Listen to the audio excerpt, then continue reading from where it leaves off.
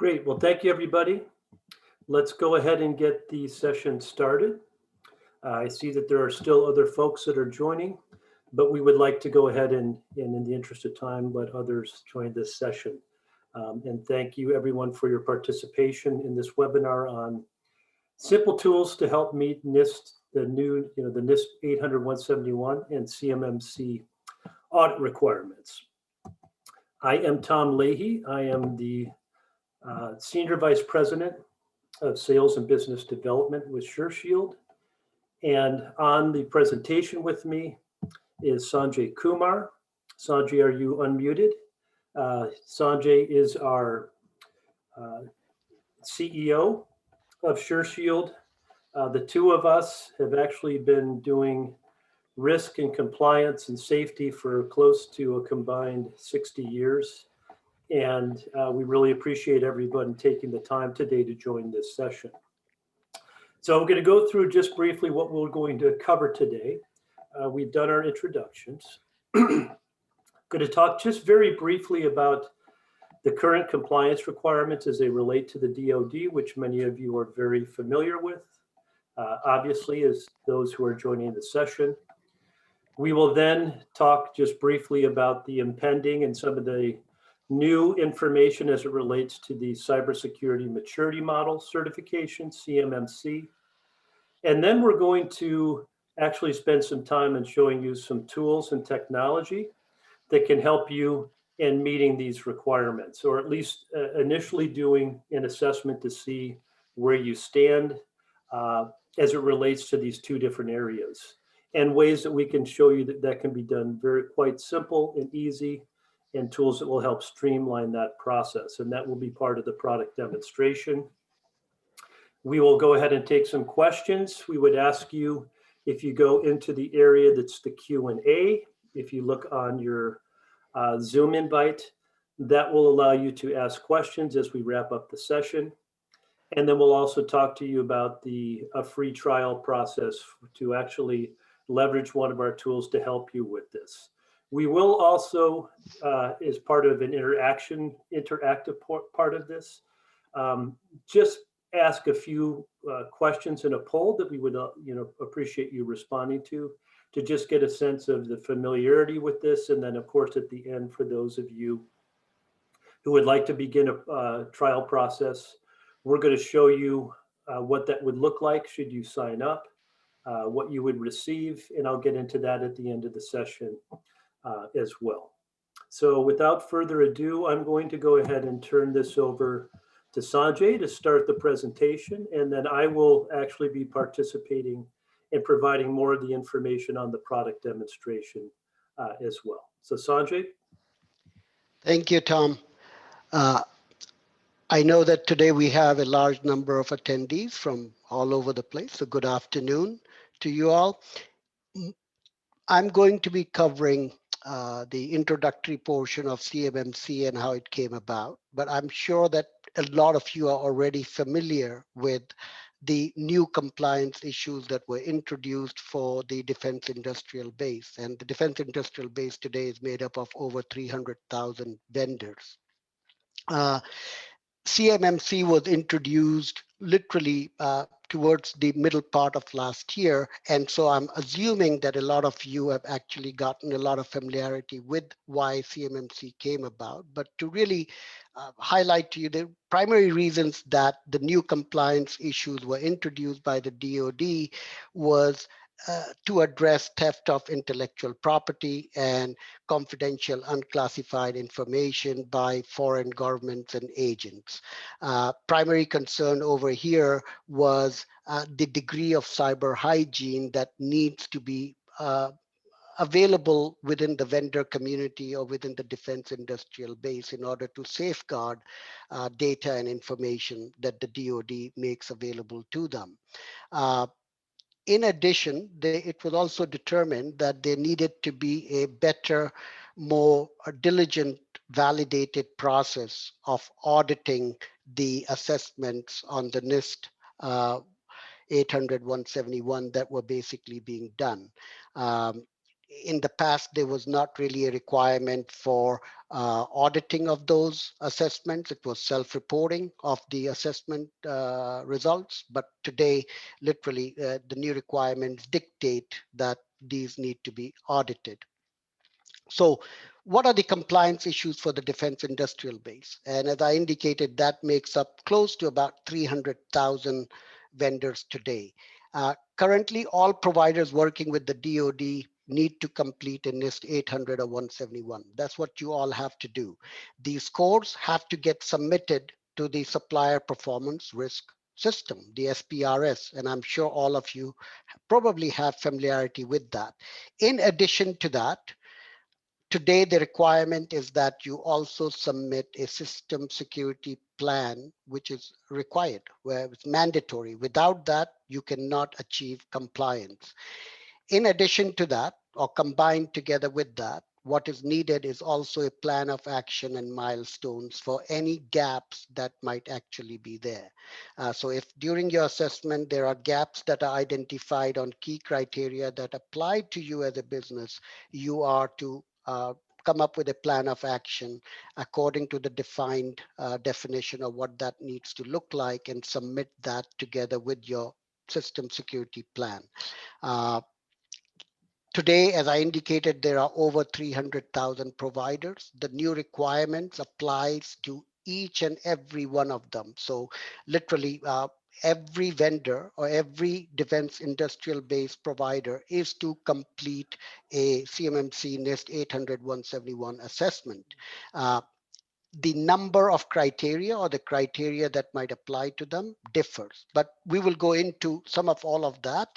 At this point in time, I will ask Tom to go ahead and ask a couple of the poll questions that he's actually come up with in order to understand what familiarity that you all might have with CMMC. Thanks, Sanjay.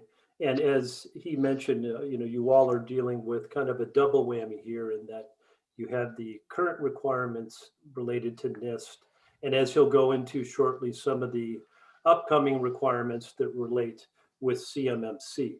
So we're just going to actually launch a brief poll to first of all ask some questions to the audience here as to whether, first of all, have you completed a NIST 800-171 assessment in the past?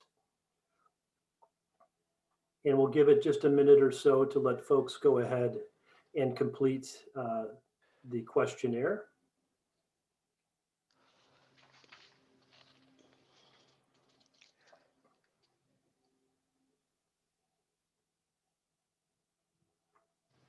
I'm going to give it just another 10 seconds and we'll go ahead and share some of the results with you all.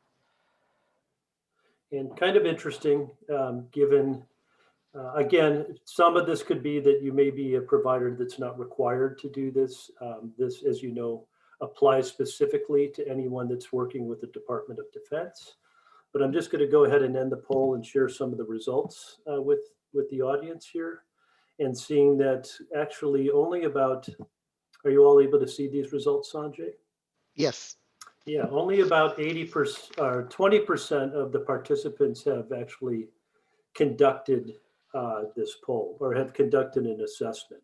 So that will probably lead into interesting onto some of the next questions that we have, which is, have you done if you have completed that assessment, have you done a plan of action and milestone report? And I'm going to go ahead and ask that question again, just briefly.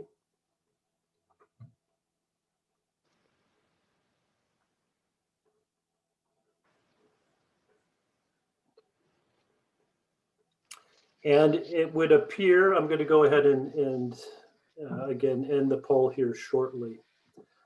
You'll see that those that have indicated that they have done an assessment, most of them have completed a plan of action and milestone report. We'll share those results.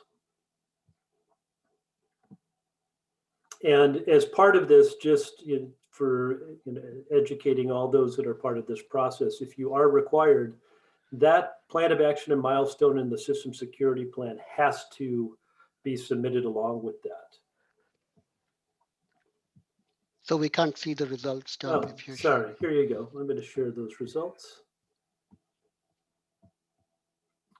And then we have just one last question to ask prior to continuing on the presentation.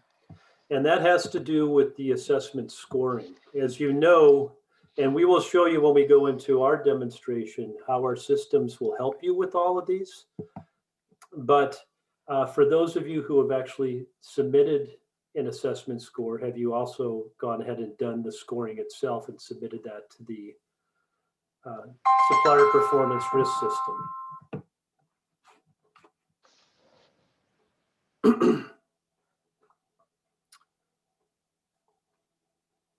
And I'm going to give it another couple of seconds here, Sanjay, but the data, at least in terms of how this is presenting, is very similar as to what we would expect given the first results. And I'll give it 2 more seconds and we'll go ahead and share these results. So of those, we have about 23% that have actually submitted an assessment score. For those of you who are familiar with this, your goal is, we'll go into a demonstration here briefly, is to score at a level, I believe, of 110. If you're not at that level, that is why you will need to submit the plan of action and milestone and the system security report, keeping in mind that that plan of action and milestone report expects you to give timelines as to when you are going to get yourself to that level. So hopefully you'll see as we move through this, for those of you, if you haven't done it and need to, we're going to show you some ways to do that. For those of you who have, this is an ongoing process. It's not a static process. So being able to do this continuously may be of benefit and help to you. good. So great. So thank you, everyone. I'm going to go ahead and close the poll, and we'll actually go on to the next piece here, Sanjay. So actually, the poll was very, very interesting, and the results, I think, very insightful. So a number of you are perhaps not as familiar with the CMMC requirements or with the assessment. And just to reiterate, I know that there was a discussion on the chat. Both the slides as well as the recording of the webinar will be made available to all of you post completion of this webinar, and will be emailed to you with a link. So to reiterate back again, the CMMC, the Cybersecurity Maturity Model, was introduced to allow for proper checks and balances to be there in the compliance certification process. That process today was found to be lacking, or in 2020 was determined to be lacking when all of this was basically introduced.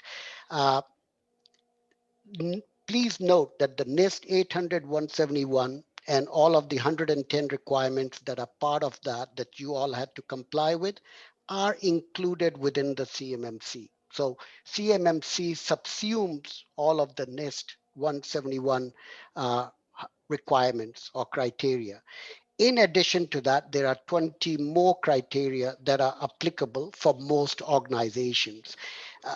The way that we basically explain this is that there are a number of criteria in total.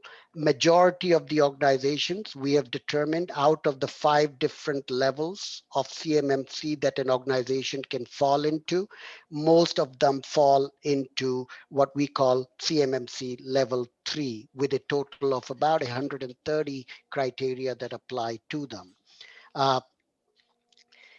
The key thing to really understand, it's no longer a self-assessment. You still are required to do this self-assessment. However, an independent board of accrediting organizations is being formed. And as of today, there are about 20 organizations that have been approved as what we call PAOS, third-party accreditation organizations. However, you are supposed to do your own self-assessment and then turn all of this over to a third-party organization to audit your results before they can actually get submitted. So it's extremely important to understand that. It's not that they will come in and do your self-assessment. You are to do your self-assessment. They are there to basically validate and verify what you have indicated is true or not. And that is a big differentiation between the two. So at this point in time, what I will do is pause on my side and let Tom actually walk you through the actual application on in terms of how you can use it to really very quickly comply with some of all of these requirements that we have highlighted. Thanks, Sanjay. And just to reiterate a few of the points that he made, as you know, yes, one, currently, if you are currently doing business with the DoD, you do need to submit that information on the NIST assessment to the SPRS, and you're going to need to provide a score, and you're going to need to provide those other tools, which include the system security plan, the plan of action, and milestone. And as he's pointed out, what's we're seeing an even bigger ramp up on is at the beginning or towards the end of last year, while CMMC was indicating that they were in the process of beginning to set up the audit process. Today, now we know there's at least 30 companies that have been approved to be those independent auditors.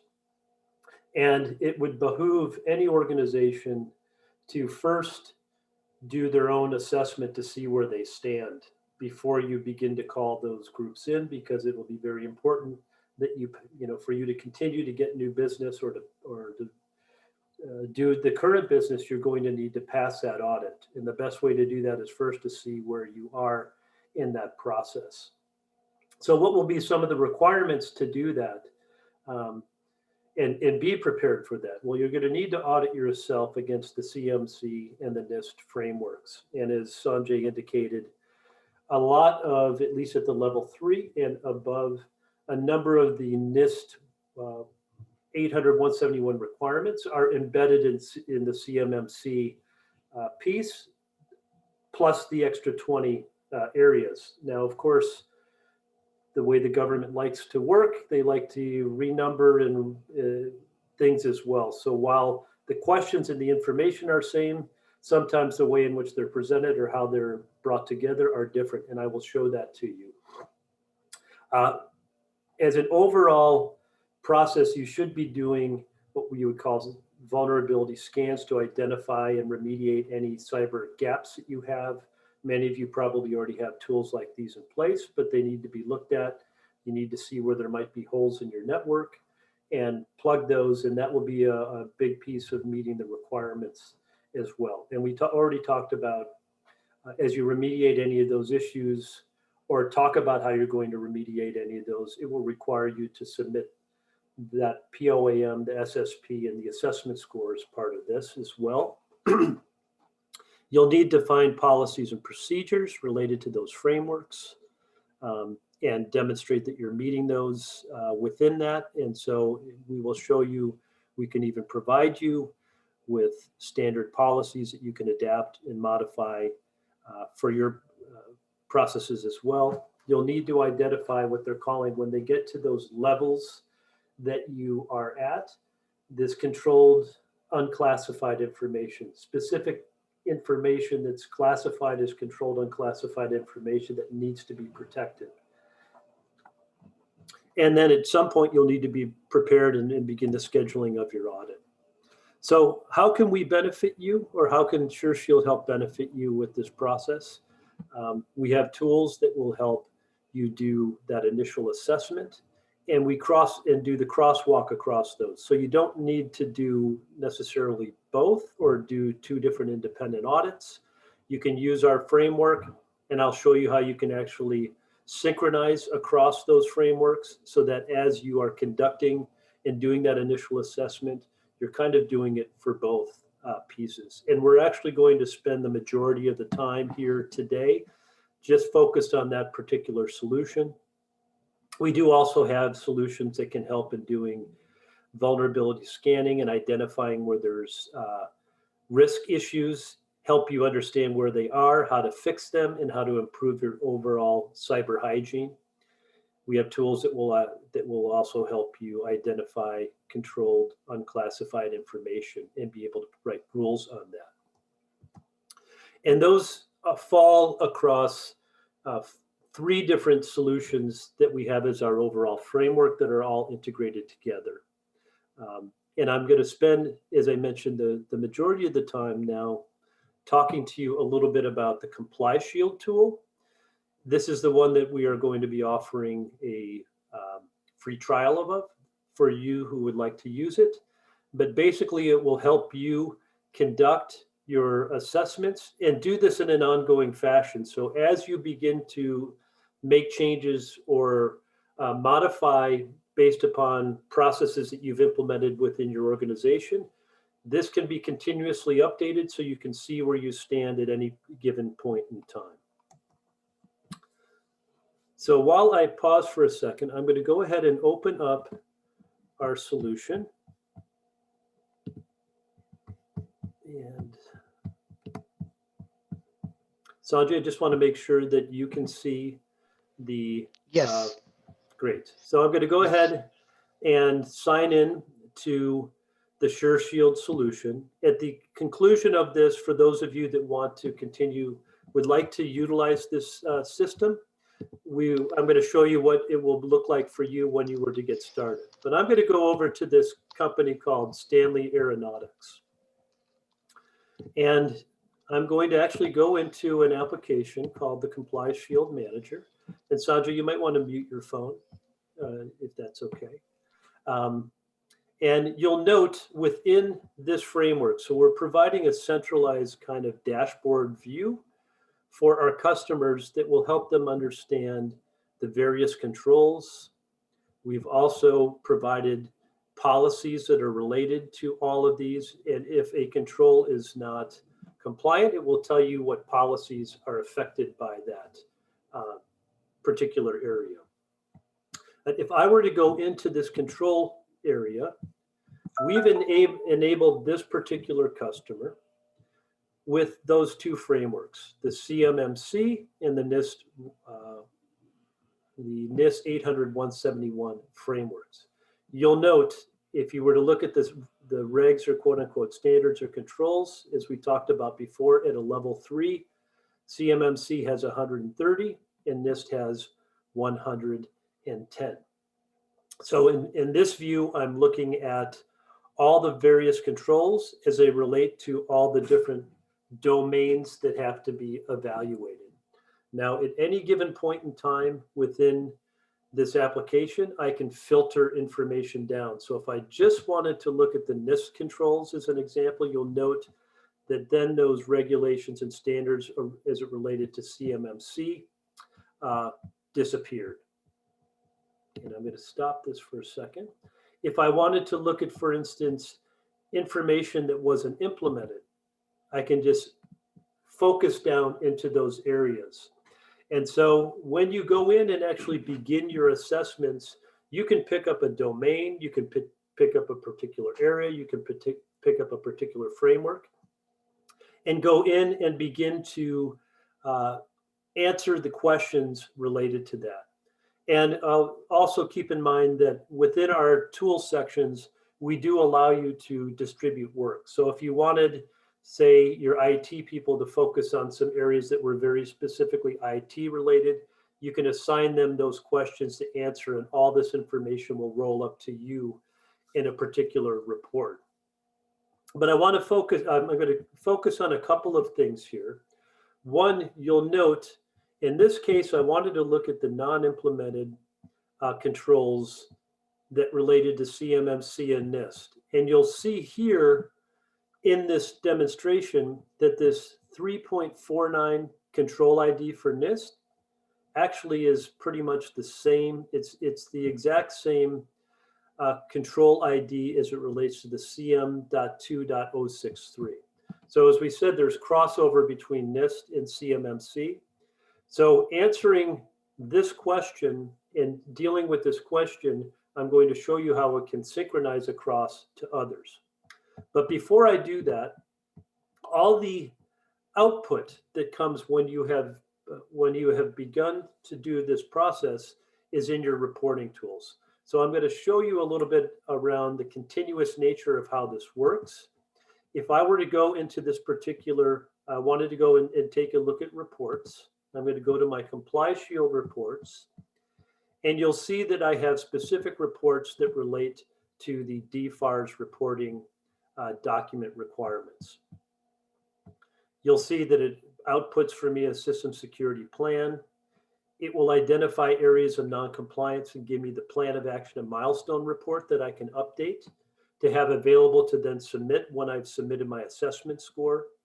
But if I were to pick up this particular company and run that assessment score, I just want you to note that in this case, this particular organization is right now complying at an aggregate compliance score based upon the criteria that was provided of an 89. A optimal and expected score is at 110. And prior to starting any of these, anything from scratch, you'll actually see when I show you kind of a version that you would start off with. In starting before you've answered questions, you're going to be at a negative score. But it shows you over here to the right those questions and the assigned score that's been related to those questions.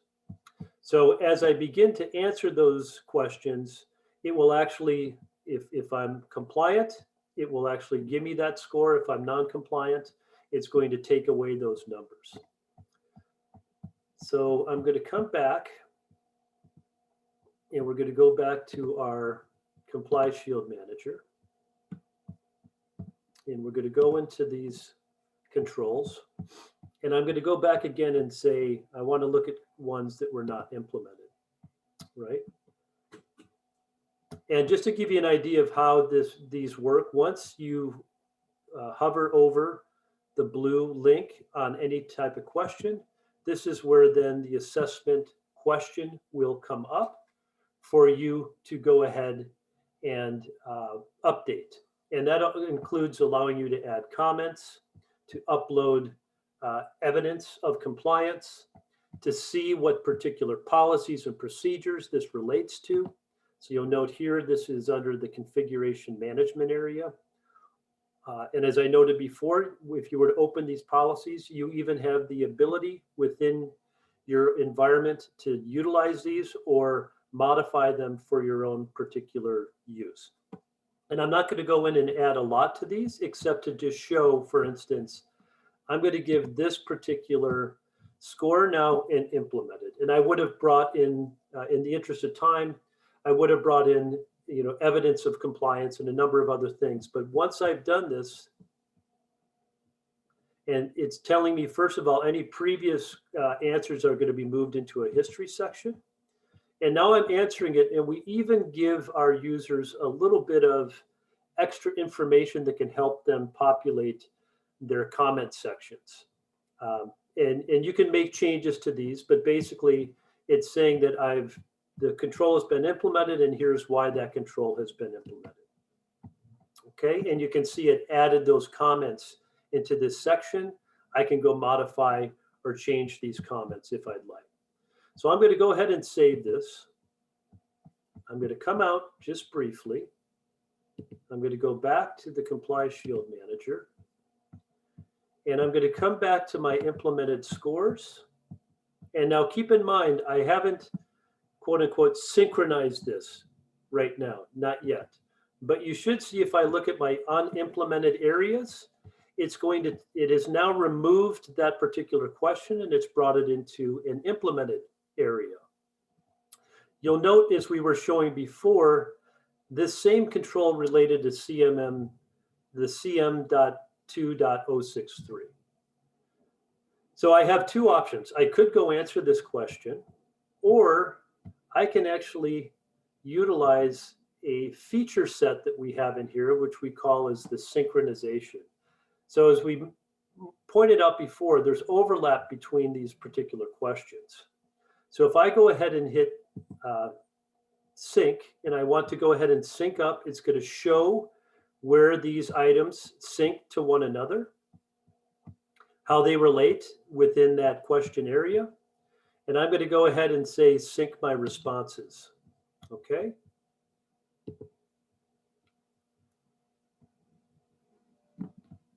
And now that that's completed, again, I'm going to come back. I'm going to go back to our ComplyShield manager. And you should notice now that, first of all, those non-implemented questions are no longer there. And if I were actually to go in and do a search, for instance, on that particular item, it's going to bring it up for me. And now you can see here, it's showing me that that CM.2.063 reg has been implemented. If I were to look at it, it would show me it's brought those questions across. And keep in mind, some of the things here have a little bit different way in which they have you answer the question, but you can see all the information that was brought over from that NIST that I did is here now. I'm going to stop one more time. And now I'm also going to go back because if you recall, we were at a score of 85 or 89, I believe, on my NIST assessment score. So I'm going to come back into my ComplyShield manager section. I'm going to go back to that particular document, and I'm going to go into this score, and I'm going to run this score. And now, if you recall, that particular NIST assessment score had a score of 1. Because it has now been implemented, I get a positive score, and you can see that the aggregate score on this particular report has now changed. So again, it points out the nature of how this is a continuous tool, how it can help make the process of doing both that much more easy for you because you don't necessarily have to do both assessments. It also encourages you to, knowing that, one, you have to do this for NIST now, and knowing that you're going to be having to prepare for a CMMC audit at some point, you're going to have the data that you need to determine how to do this. And we would encourage, there's some folks may just feel they don't have enough resources to do that, and there are third parties that we work with that can help you. But even within that, if you need that type of help, we would encourage you to get your assessment done so you can see where kind of where you're at, where your problems may lie.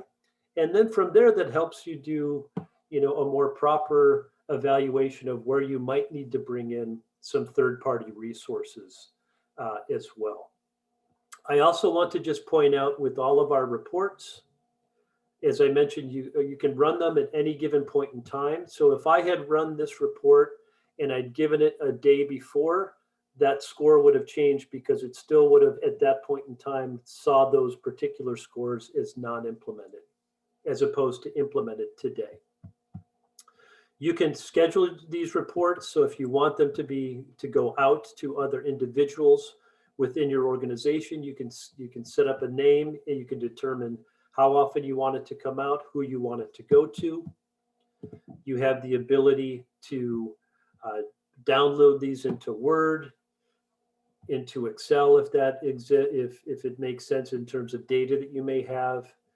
You can generate output reports, PDFs, and then you can also make them available to go into things like your PowerPoint applications as well. So I'm going to come back and actually show you, pause there. As I mentioned, we have other tools that we can help do vulnerability scans and assessments and identify COI data. But particularly given the fact that we have a number of folks here that have not even done this or are considering do this or haven't generated a score, we wanted to show you how there's tools like this that can help actually simplify that process. So very briefly, I'm just going to show you, for those, as we get towards the end of the presentation, it looks like we're going to have a little bit extra time to take questions. And as I mentioned, there's also one part of the poll that will go back to asking who might like to take advantage of one of a assessment. I wanted to briefly just go back here and show you what it would look like for you if you were to set up, have your trial started. So given the fact that you would not have begun to answer any questions in the very beginning, an initial trial account site that you would get started with is going to look something like this starting off. So you'll see it would show you if we've implemented both controls that we're kind of in a yellow stage because questions haven't been answered. In the case of this particular client, we've set them up with the NIST and the CMMC level controls. And you can see right now there's no difference here because nothing has been answered in these questions. If I were to click into here, this is where I can go ahead and begin that process of answering those questions as we mentioned before. And as we talked about, keeping in mind, you can even look at different, you can filter however you'd like. So if you just wanted to look at certain, let's say, configuration management questions and assign them out to someone else to do, you can go ahead and do that. So if I wanted to take an action and say, hey, assign these to a person in the organization, you can send those out and it would allow them to do that. So for those of you who opt to get started on the trial, this is what initially it's going to look like for you until you begin that process. You will also receive an email. It will look something like this. It's basically going to say, dear customer, we're happy to have you start here. It's going to ask you to sign in, create your own unique password, and then it will bring you into that particular domain area. So I'm going to pause here and go back to the presentation. And Sanjay? Yeah, Tom, just as you do that, and before you go into this section, I wanted to take a little bit, I've been monitoring some of the Q&As going on. Sure. But just to basically highlight and indicate a couple of items to folks. And I know that there are a number of different type of folks on this call. Some might be more complex in terms of the structure of the organization or the services that they provide to the DoD, and some might be much more simplistic. Irrespective of who the vendor is, you still have to complete an assessment and submit it. The number of criteria, the level that you might fall in, let's say from CMMC level 1, that only requires I think about 40 odd criteria to be met. But it will still require you to have that system security plan and a POA to be submitted together no matter what, right? You still have to complete that. Majority of the organizations will be a level 3 type organization, and few might be level 4 and 5, meaning that their requirements for them to have much more stringent and diligent cyber hygiene demonstrable is a mandatory thing, and there will be very few of those. But irrespective, I have to iterate, you have to complete the self-assessment, get your results submitted through a third party or verified through a third party prior to submission. And this can basically aid you in that. It's not, as we are making available this free trial, you will discover that it's not really a very expensive solution. Now, there are a couple of people that asked whether other type of regulatory frameworks can be enabled through the same environment. The answer to that is yes, whether it is ISO 2701 or it is HIPAA, high-tech requirements or whatever all they might be. This is a platform, so it is based upon what your subscription allows you to have activated. And it's quite intricate in the back end in terms of its crosswalks with the different regulatory frameworks that actually exist. It's not, and we will go into some of those other differentiating points after Tom concludes, but it's very robust and scalable in order to address the compliance needs that you might have. Right, and thanks, Sanjay. And that is a good point. While we were focused primarily in this particular area, as he mentioned, it is a framework. So we can enable any type of framework. And if you go to our website, I believe we list all the ones that we have available there. The other thing to keep in mind, as you said, the levels of complexities of the participants that may be here. We haven't just enabled CMMC and NIST as one area. The CMMC, as you know, has, I believe it's 5 different categorizations. So depending upon what your organization may need, we actually enable the CMMC assessment based upon that level. So in the particular demonstration that I was doing, we had enabled a company that was at a level 3, but it's also set up that if it's level 4 or 5 or level 1 or level 2. And depending on what you need, that's how we go ahead and set it up for you. So good. And just to reiterate, you know, what we are hopefully providing is something that can really lower the cost of meeting these requirements. It's going to, you know, give you the things that you need in order to complete this. Ideally, it's going to, well, it does harmonize across both, so you don't have to be thinking about conducting 2 separate assessments. You really just need to be doing one and then synchronizing those answers across those areas. So we certainly limit the amount of effort that has to be done, and we'll provide you with all the tools and all the outputs you need to actually do those submissions that are required. So it templatizes and does a lot of that for you. And again, you know, it can help lead to some immediate ROI. And for those of you who may be new to this, those of you who are participating, those of you that are going to be looking for future contracts, you're going to have proof of compliance with this in order to secure this. So by utilizing tools like this as well, hopefully we're helping protect your business and giving you opportunities for new business as well. And just to summarize before we go into more questions, as Sanjay pointed out, the 800-171 is a requirement today. It's, if you're participating and you haven't submitted that score, you should be making sure that you do, because it's a requirement to do so to continue to participate in those contracts. But CMMC is coming, and we obviously, with some of the more recent news, we know it's even getting more fast-tracked. That third-party audit is going to be required, and it would make sense before you schedule that, obviously, is to see where you're at before you actually have someone in and do that audit on you as well.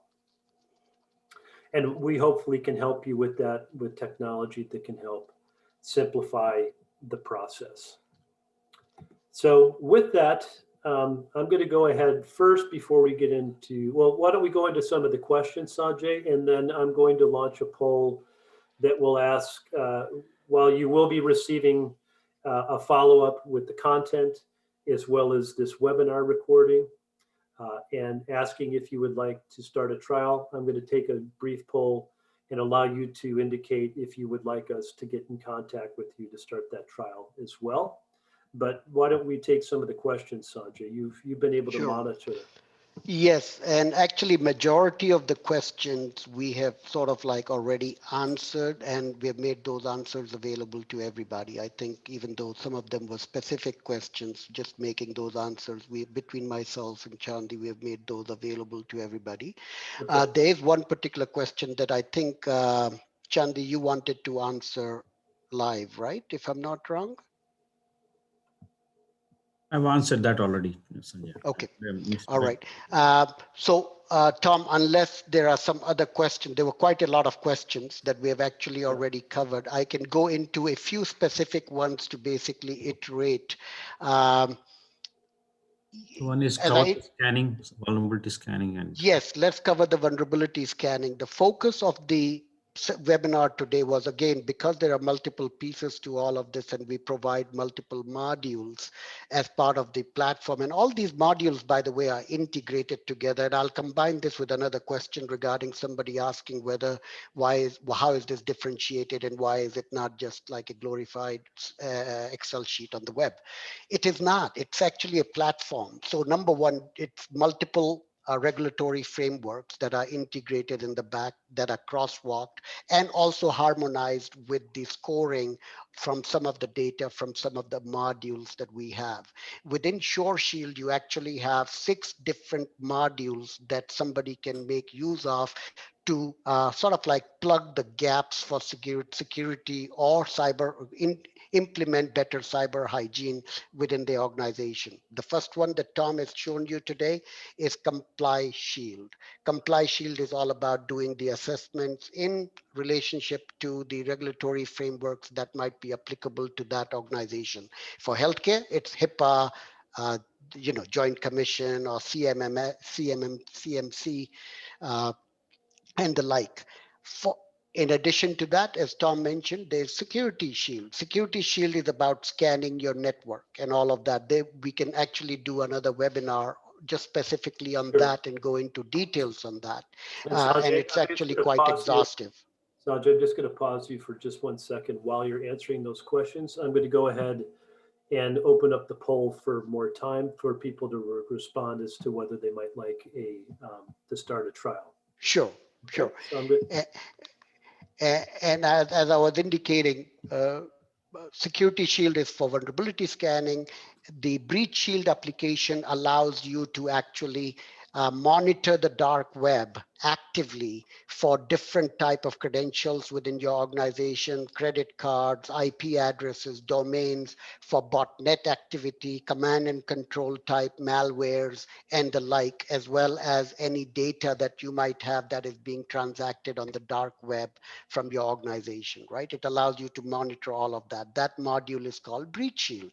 There's another module which we basically have that safeguards your endpoints for any classified, unprotected information that might be there that you have marked as basically sensitive data or information. It will look for that and automatically encrypt it. And not just that, it will monitor the movement of that particular data. The fourth module is what we call Integrity Shield. It monitors the integrity of who you're basically doing business with.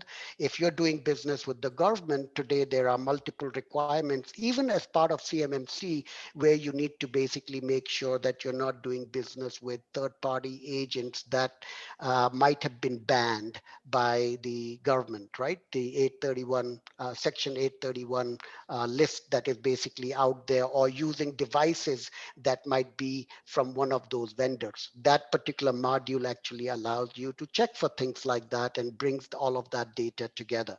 The last module that we have is actually Vendor Shield. Vendor Shield basically allows you to downstream monitor your own subcontractor base for some of all of these requirements. It's not just you who is actually liable and responsible. Now the liability is also, or the responsibility of yours for compliance is passed down over to your subcontractor. So you can actually do that using Vendor Shield.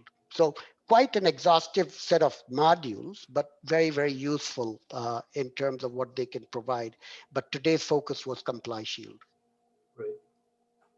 Great. And as we mentioned, the webinar information, the content will be sent to you as a follow-up. You'll receive the recording. And then we're also gathering information on those of you who are interested in a trial.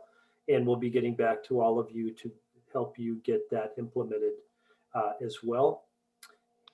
And so unless there are any other questions, Sanjay. Tom, there's one question that came on a chat, not as a question, in terms of really asking whose standard is minimum score of 110. Chandi, can you answer that?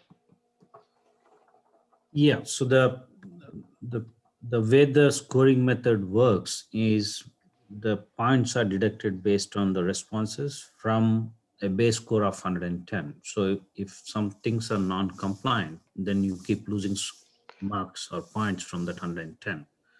So if you're compliant with all the requirements, then your maximum score possible is 110. It's not the minimum score, that's the maximum score possible for NIST 171. Yeah, and what they, and to add on to that, Chandi, then, that is the intent of the plan of action and milestone report, right? And that it will not, they're not expecting that everyone's going to be at that level where they are today, but if they're submitting, they're going to want to see what our system will do is help output in the POAM those areas that aren't meeting a positive assessment score, and allowing you to input what you're going to do and when you're going to get that done. Yep. And so that's where those tools will help you, because they will be monitoring, hey, you might be at a 90 today. You said you're going to implement these things within a month or 2 months or whatever. They're going to expect that you are going to follow through on that plan. And that's where those types of pieces help as well. And that's where our tool will help output that, so you can put that plan together. Yep. And Tom, one last question that just came in, and I know we've talked about, a free trial and all. The question is about what will be the licensing or the cost associated with. Sure. And we've intended to make this, we believe it's very cost effective. In our frameworks, if you're implementing for these particular, you're going to get both the NIST and the CMMC. And the annual cost for that is no more than $1,500 a year. That can even be done for that particular program, for the Comply Shield, for those frameworks. It's $1,500 a year, and that could even be billed on a monthly basis to you if you so choose. So very, very cost effective to help, meet these requirements. I'm going to go ahead and end this poll, and we'll have information that we can go ahead and be able to follow up with folks who have indicated that they would like to receive the trial. And again, if you've changed your mind, if you don't, you can always message us when you get your follow-up email saying you would like to have us contact you as well. So good. Unless we have any other questions, Sanjay, I think we'll go ahead and end the session. We really appreciate all the participants. It was a very, very active session. And hopefully we can help provide some assistance to you, and appreciate everyone taking their time to be with us here today. And with that, I'm going to go ahead and end the session. Great. Thank you very much, everybody. Thank you.